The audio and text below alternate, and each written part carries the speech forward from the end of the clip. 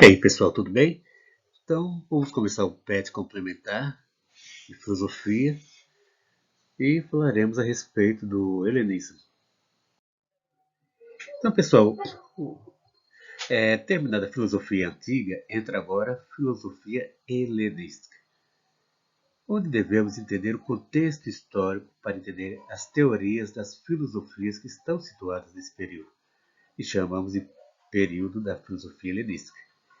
E o que foi que aconteceu nesse período? Na época de Aristóteles, ele desenvolveu todo o corpo teórico, político e ético para que funcionasse dentro da polis, apesar dos gregos estarem sob domínio dos macedônios. Aristóteles surge depois da Guerra do Peloponeso, guerra em que Sócrates lutou. Aristóteles vive uma época onde os gregos já estavam sob domínio macedônico do Felipe II.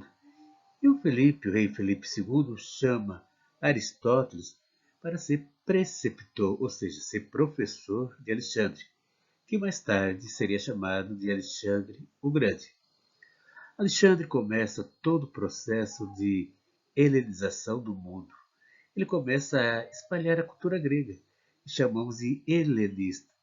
Por que helenista? Porque é a cultura dos helenos, ou seja, o termo grego vem do latim.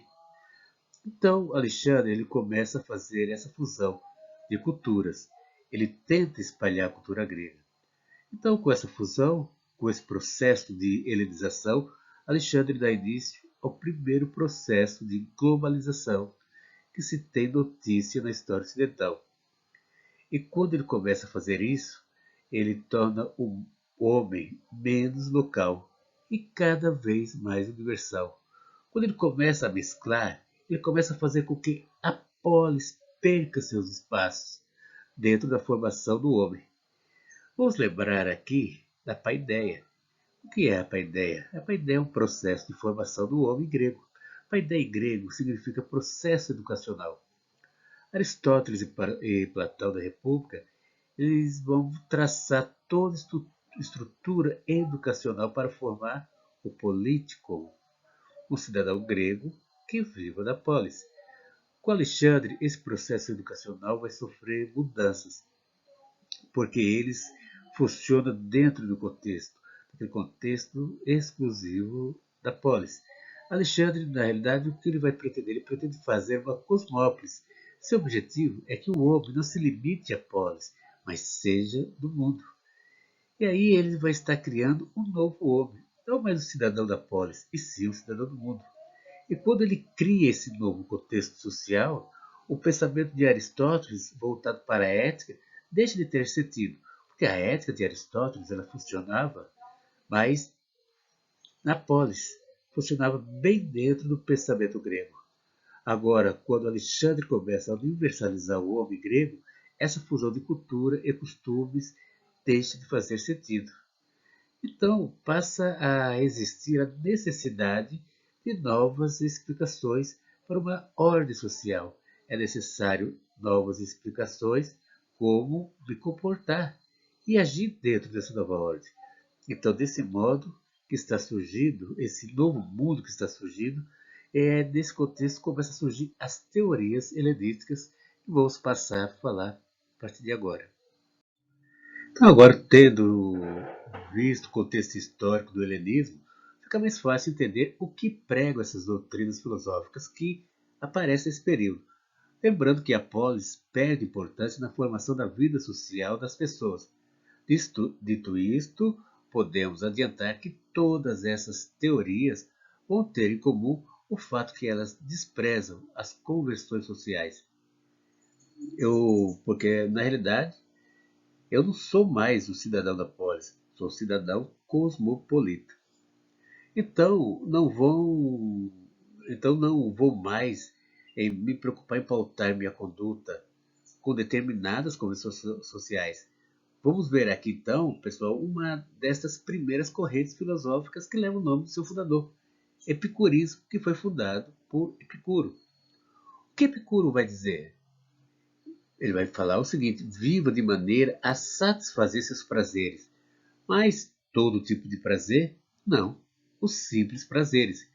Quando Epicuro diz para vivermos, para satisfazer esses simples prazeres, a doutrina dele fica também conhecida como hedonismo, porque ele está voltado para a satisfação dos prazeres, mas não são todos. Esses prazeres, como fama, riqueza, glória, status, tudo isso aqui é irrelevante, porque são prazeres que são impostos pela sociedade. São convenções sociais. Se eu for atrás disso, não vou conseguir alcançar o quê? A ataraxia. Mas o que é a ataraxia? A ataraxia, ela trata o que é o estado de impermeabilidade da alma. Ufa! É um estado que estou tranquilo, estou bem, estou em paz comigo mesmo, estou zen. Se eu viver para satisfazer os simples prazeres, como beber quando estou com sede, dormir quando estou com sono, descansar quando estou cansado, se eu estiver voltado para esses simples prazeres, eu teria uma vida feliz. No entanto, essa vida simples deve ser com moderação. A busca pela satisfação, pelos simples prazeres, deve ser feita com moderação. Epicuro, ele entendia o prazer como a tentativa de viver com poucos desejos. A Grécia, como sabemos, ela nos legou muita filosofia, entre elas algumas escolas fundamentais, como essa que estamos apresentando no epicurismo. Tá certo? Então, o epicurismo, ele sendo atomista, ele se perguntava qual o sentido da vida. Se o sentido da vida não está nos deuses, nos deuses, porque Epicuro, na realidade, ele é o primeiro filósofo a fazer crítica aos deuses. Até então, ninguém usaria, em hipótese alguma. Epicuro, ele dizia que os deuses não se metem em nossas vidas. E como a alma é mortal, e assim, eles não podem nos torturar na eternidade. Então Epicuro dizia, na verdade, a função dos deuses é só meter medo em nós. Assim, se você parar de ter medo dos deuses, eles perdem a função. Eles perdem a função deles. Portanto, Epicuro era um filósofo basicamente voltado para a realidade humana, que podemos chamar de alguma forma imediata.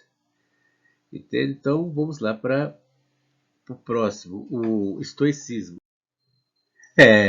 O estoicismo, pessoal, eles têm o Zenão de Sítio como o principal expoente. O que o estoicismo vai pregar? Primeiro, tenho que dizer a vocês que eles vão discordar do epicurismo, né? Na medida que o epicurismo diz que devemos procurar a satisfação dos simples prazeres. Agora, já os estoicos, eles vão dizer que devemos desprezar todo e qualquer tipo de prazer, por mais simples ou natural que seja. O homem deve estar voltado apenas para adquirir essa sabedoria necessária para entender a ordem do cosmos. Isto é a única coisa que importa para o homem. Ele deve viver indiferente a todos os problemas da vida. Tá certo? É, para o estoico, devemos ter sabedoria apenas para entender a ordem do cosmos, porque ele está inserido nesse contexto do helenismo. Ele entende que o homem não pertence a lugar nenhum. Entende? O homem é um ser do universo. Então a escola estoica, por sua vez, inclusive é o nome que vem dizer não, porque estoica, porque ele pregava no pórtico de Atenas, que em grego você fala estoia, e aí vem o nome estoicismo. E o estoicismo, como estou colocando aqui, é uma filosofia que nasce na Grécia, porém ela vai fazer sua grande trajetória até Roma. E a sua trajetória é marcada por imperadores, senadores, gente, na realidade, muito importante, que fortalecer esse tipo de escola. E a intenção básica do estoicismo é a intenção ética. Para o estoicismo, a vida é efêmera, a vida é instável, a vida frustra. Entende? Então você deve procurar uma vida próxima à natureza, uma vida distante de muitas parafernálias. Você deve se distanciar das ilusões. E assim, pessoal, para os estoicos, filosofar é pensar sobre o caráter efêmero da existência, ou seja, sobre o caráter passageiro da existência. Mas a intenção dos estoicos, apesar do filósofo estoico ser sempre associado à ideia de melancólico, A intenção do estoico é jamais ser um deprimido. A intenção do estoico é não se iludir com as falsas promessas do mundo. É assim, vocês sabem quantas vezes nós não caímos nessa armadilha, acreditamos, se juntarmos muito dinheiro, seremos felizes. E quando você consegue, já está doente. Quantas vezes a gente já se pegou na ideia que devemos ter muitos seguidores e que devemos ter muitos amigos e que você deve ser uma pessoa muito querida, sendo que, na verdade, quanto mais amigos, você tem maiores chances desses amigos serem falsos, certo? Então vamos lá para o próximo. Outra escola helenística veio a ser o ceticismo. Para compreender bem o ceticismo, basta sabermos um pouco da vida de Pirro de Élida. Pirro, ele foi uma pessoa que acompanhou Alexandre nas expedições que ele fez pelo Oriente. Nessas viagens, ele se depara com várias culturas, vários costumes. Ele vive em sociedades completamente diferentes, tanto uma da outra, quanto elas em relação à Grécia. Então, o que ocorre nessas viagens, ele começa a perceber uma coisa: não tem como dizer o que é certo e o que é errado. Não dá para dizer o que é bom e o que é ruim, porque determinados costumes que é errado em um lugar é certo em outro. Não tem como ter conhecimento quanto ao que é bom e o que é mal. Então, se eu quero viver uma vida boa, se eu quero ser um sábio, tenho que aceitar esse fato, que não tem como ter esse conhecimento. Certo? Então, o ceticismo, na realidade, é um dos temas mais interessantes da filosofia. O ceticismo ele demanda de um certo temperamento. Um temperamento que não precisa chegar a respostas definitivas sobre as coisas. O ceticismo ele nasce de uma palavra grega que é mais ou menos isso, ou em termos de pronúncia, toscopei. E o que significa toscopei? Significa olhar, examinar. Os críticos gregos eram aqueles que, ou melhor, os críticos gregos eram daqueles que levantavam uma teoria de um lado e do outro lado outra teoria para que as duas se destruíssem. Um exemplo, quanto à existência de Deus. A posição cética filosófica é que você não pode provar que Deus existe. E também não pode provar que Deus não existe. Interessante esse pensamento cético, né? Então, alguns chamam isso de agnosticismo, uma palavra mais recente, que ela surgiu a partir do século XIX, porque quem diz que Deus existe deveria provar que ele existe. Mas, por outro lado, quem diz que ele não existe também deveria provar que ele não existe. Então, de certa forma, podemos dizer que o argumento cético ele pende para a posição negativa, no caso da dúvida da existência de Deus. Porque se o mundo, pelo menos na ideia cética de um Deus bom, como no cristianismo, o judaísmo, o islã, e o mundo está na condição que vemos, e Deus é bom, então não bate uma teoria com a outra.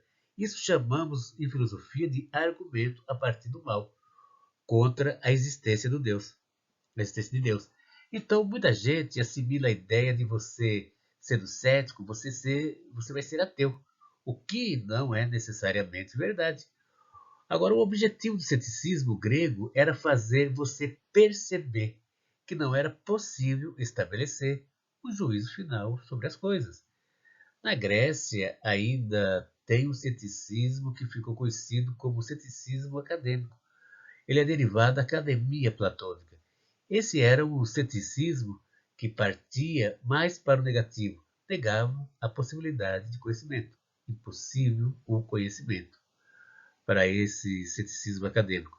O outro ceticismo, que vem a ser do sexto empírico, ele seguia mais o caminho que dizia seguir, vamos supor, ele seguia mais o caminho que dizia que as teorias se anulavam umas às outras. Portanto, o objetivo era que você estava acima de qualquer crença, mesmo crenças negativas, que afirmavam que Deus não existe, ou outras teorias negativas. Então, nesta condição, você chegaria ao estado de apatia. Você pararia de sofrer com as crenças que as pessoas geralmente têm. Então, o que ocorreu? Na evolução do ceticismo, você tem, no decorrer dos séculos, Montaigne, no século XVI, que é um ceticismo mais melancólico. No século XVII, temos David Hume, que apresenta o ceticismo mais forte, que coloca, inclusive, em dúvida a razão, põe em dúvida a certeza da relação entre causa e efeito. E este ceticismo acabou migrando para uma posição mais científica. Então, hoje, tem pessoas que entendem que ser cético é só acreditar na ciência, e esse é o sentido do senso comum. Não há consenso do que significa ser cético. A tradição grega é aquela que me parece mais interessante. Ela tenta transformar o ceticismo num método para que você perceba que todas as teorias são de alguma forma insustentáveis. E isso daria a você uma espécie de estilo de vida. Vamos para a próxima, agora o cinismo. Agora, pessoal, em relação ao cinismo. A origem do cinismo atribui-se a Antístenes de Atenas a criação do cinismo no período helenístico da Grécia Antiga. O filósofo aprendeu retórica com o sofista Gorgias e foi discípulo de Sócrates. Após a morte do mestre, Antístenes fundou o cinismo como uma doutrina e um modo de vida, e não um sistema filosófico. Antístenes era filho de pai ateniense como escravo, o que não garantia a ele cidadania plena e impediu, por exemplo, de adquirir bens imóveis porque tinha uma série de restrições na Grécia para filhos de escravos. Mesmo caso sendo a mãe dele escrava e o pai dele não sendo. Mesmo assim havia essas restrições. Agora temos também Diógenes de Sinope. Apesar de Antístenes ser o primeiro dos cínicos, não foi o mais importante e nem o mais conhecido, já que foi o filósofo Diógenes de Sinope quem levou ao extremo o modo de vida cínico, e por isso ficou mais conhecido pela posterioridade. Diógenes, para vocês terem uma ideia, ele pregou um modo de vida extremamente simples e viveu como tal. E Atenas, esse pensador, viveu por muitos anos na condição de mendigo, porque ele defendia que o ser humano não deveria procurar mais que o necessário, como é o caso de alimento, água e o mínimo possível de abrigo, que seja do sol e do relento, para poder viver bem. Aqui, como vocês podem observar nessa figura, apresenta Diógenes com os cachorros e ele vivia nesse tipo de um tambor, alguma coisa parecida com isso aí. Então ele procurava ter uma vida bem simples, né? Determinada vez, conta-se que Alexandre e mais alguns soldados oficiais pararam em frente ao Diógenes e Alexandre perguntou para ele, falou assim, Diógenes, e Diógenes estava deitado, assim, repousando. Aí perguntou para ele, Diógenes, o que você quiser, o que você pedir, eu faço. O que você pretende? O que você me pede? Aí Diógenes olha para ele e fala assim, a única coisa que eu quero é que você se afaste um pouquinho, porque você está tapando o sol da minha frente. Isso que eu quero. Então era esse estilo de vida que ele tinha, era bem simples. E inclusive as necessidades físicas também ele fazia das ruas lá de Atenas, não se preocupava com isso. Era uma característica do cinismo e principalmente de Diógenes. Certinho, pessoal? Então até mais, até a próxima aula.